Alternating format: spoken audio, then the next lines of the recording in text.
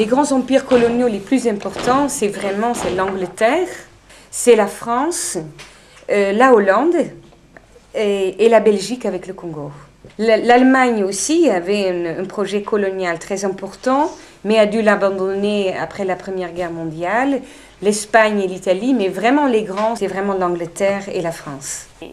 C'est toujours les mêmes motivations qui font qu'on prend la mer et on veut enrichir le royaume d'où on vient. En termes de commerce ou d'échanges commerciaux, la France est servie de tout ce qui est par exemple les bois rares, mais aussi tout ce qui est richesse supposée. Les colonies ont été aussi un terrain d'expérimentation. La guerre, des pratiques politiques, comment gouverner un pays qui n'est pas le nôtre. Il y a eu des colonisateurs qui étaient cléments envers l'autre, mais en règle générale, au XIXe siècle, avec toutes les théories de raciologie, on avait quand même un regard très supérieur sur ces personnes à coloniser. La Hollande était un tout petit pays, un grand pays expansionniste, incroyable, des grands esclavagistes.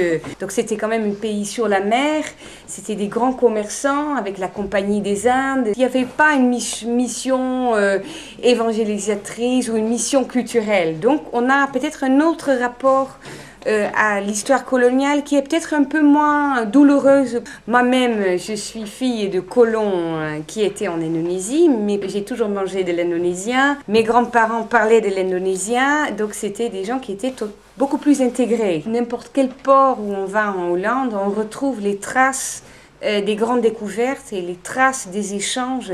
La Hollande, sans ses colonies, sans ses découvertes, n'aurait pas été la Hollande d'aujourd'hui. Les Hollandais, par contre, ont été très durs en Indonésie pour faire travailler les indigènes. Il y a eu des massacres à Java qui ont laissé une trace terrible. Alors, les Anglais ont été épouvantables en Australie.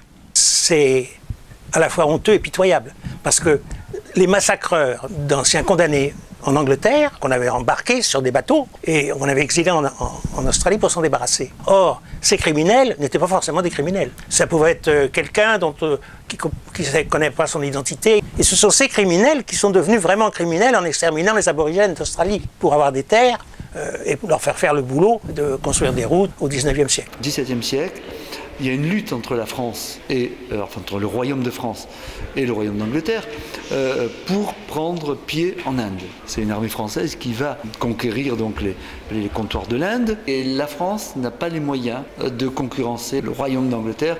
L'Inde apparaissait comme une source d'enrichissement rapide et les Anglais ont commencé par installer des comptoirs. C'était la Compagnie des Indes, on faisait de l'argent. Ensuite, ce sont devenus des escales et au fur et à mesure des provinces avec des administrateurs. Mais jamais l'Inde n'a été une colonie de peuplement. Les Anglais supportaient assez mal le climat de mousson, de pluie très violente et de sécheresse. Et donc, il y avait une poignée d'hommes pour quadriller finalement un territoire absolument immense à l'échelle d'un continent. Par contre, la main-d'œuvre était extrêmement nombreuse. Ils avaient tout ce qu'ils voulaient comme hommes de main pour faire le travail. C'est l'appât du gain qui a motivé. C'était plus que ça, parce qu'il y a eu aussi une histoire d'amour avec l'Inde. Les Anglais avaient une supériorité technologique, sont venus le chemin de fer, le télégraphe, ils ont construit des gares, des hôpitaux. Il y a eu une interactivité aussi entre les Anglais et les Indiens. C'est pas aussi caricatural que les vilains colons et les Indiens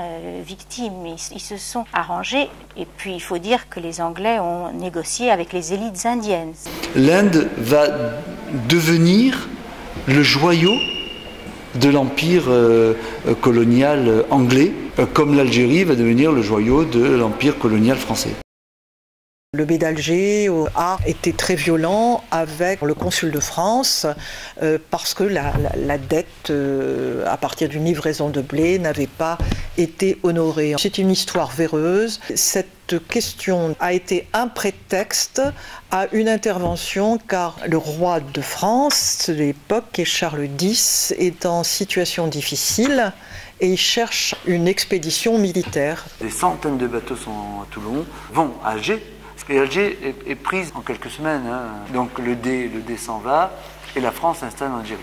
une violence faite aux hommes et aux femmes parce que cette irruption est tout à fait soudaine. Il y a des formes de violence qui relèvent davantage du politique, que ce soit auprès des populations berbères en Kabylie ou ailleurs. Il y a eu une remise en cause du modèle colonial français.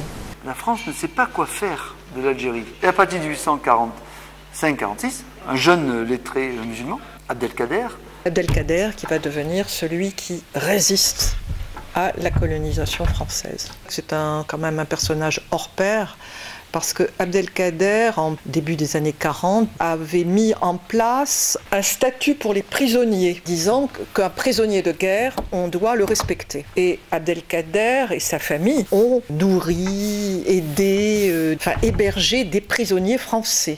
Il a combattu l'armée française victorieusement pendant plus de 15 ans. On est dans un système où il n'y a plus une guerre totale, mais il y a des petites guerres larvées un peu partout.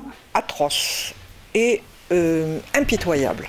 Au moment où le traité de paix avec Abdelkader est rompu, et où c'est une lutte sans merci entre les soldats d'Abdelkader et les troupes de Bugeaud pour la France. Les troupes françaises, vous ne connaissez pas le terrain, ils ont pratiqué des razzias, des enfumades sur des populations civiles.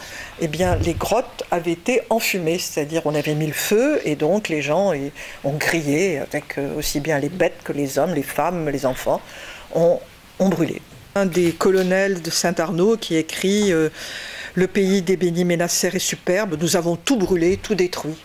Abdelkader n'arrive pas à maintenir l'unité. Et il est fait prisonnier en 1947. L'armée française a une supériorité numérique incontestable. Les populations sont lasses de la guerre, sont lasses des sacrifices. Enfin, il se rend avec l'idée qu'il pourra aller à la Mecque, aller en terre d'islam.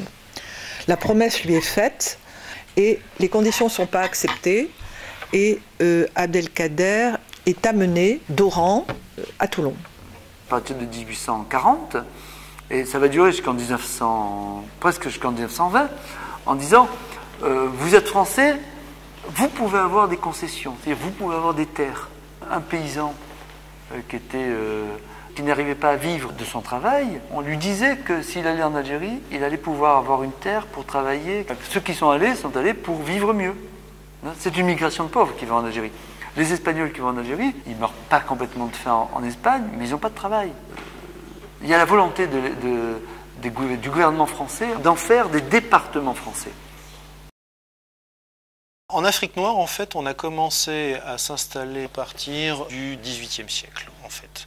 On a commencé à s'installer au large de Dakar, donc sur l'île de Gorée. Sur l'île de Gorée, en fait, on a recruté nos premières troupes, les Laptos de Gorée. Et ces Laptos, transformés en 1857 en tirailleurs sénégalais par Napoléon III, c'est pendant cette période, en fait, que toute l'Europe essaye de se tailler, en fait, une part de l'Afrique. On est en concurrence avec l'Allemagne, l'Empire britannique, et de plus, il faut rajouter une pression économique des compagnies qui désirent faire de l'argent en fait, en important des produits africains. Il n'y a pas une politique coloniale, c'est-à-dire que la France ne fait pas pareil en Asie qu'en Afrique. Et même en Asie, elle ne fait pas pareil au Vietnam qu'au Cambodge ou qu'au Laos. Et même au Vietnam, elle ne fera pas pareil dans le Tonkin qu'en Cochinchine. C'est à partir de 1865-66 qu'il y a la conquête du Tonkin, puis après la Cochinchine, ce qu'on appelle la politique de la canonnière. Il y a comme ça une politique d'expansion coloniale de la France qui commence en 1865, 66, 67 et qui va continuer pratiquement jusqu'en 1900. Il y a des échanges qui sont des échanges assez violents. Surtout en 1889, on a un gouverneur général de l'Indochine qui va être créé et qui va regrouper le Vietnam, le Laos, le Cambodge et le Laos dans une grande unité, mais qui est une unité qui n'a pas de réalité. C'est une création française, l'Indochine. C'est un sommet où, à Berlin, entre autres, on a pris une carte et on a découpé les pays en fonction de leur puissance relative. Et vous remarquez que les frontières sont toujours verticales ou horizontales. Autrement dit, c'est un partage qui s'est fait sans consultation aucune des populations. Dans tous les États africains d'aujourd'hui, ces États ne correspondent à rien. Il y a toujours 2-3 populations qui cohabitent.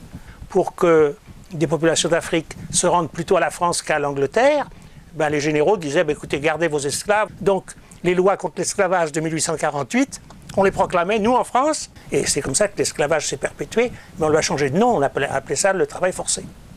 Mes ancêtres belges, ils ont colonisé le Congo, c'était la colonisation des cimetières, l'extermination d'une partie du peuple du Congo.